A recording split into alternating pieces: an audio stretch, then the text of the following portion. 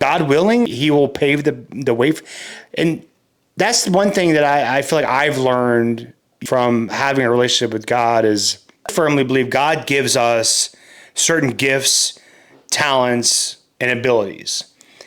I don't know if you've heard it, but I've heard it a lot where I hear other believers say, I'm going to wait for God to clear a path for me, or only in God's timing, which has some truth in, but I also believe that God gives us these tools, like pretend you have a tool belt on. Mm-hmm. God gives us the tools. So like I've got my hammer, I've got my screwdriver, I've got my nails, my screws.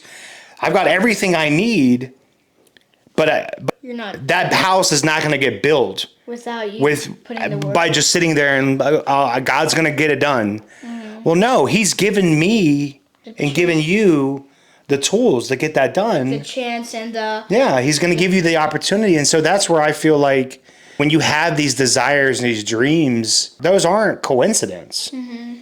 If you have a dream of like, I would love to be president of the United States one day.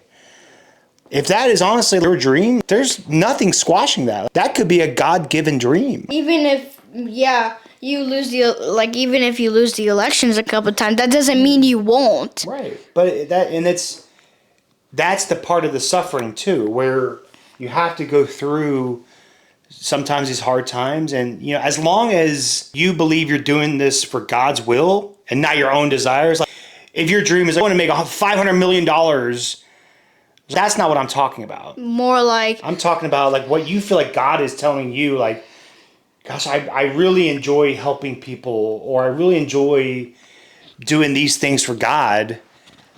Me, for whatever reason, I've always had an entrepreneurial itch.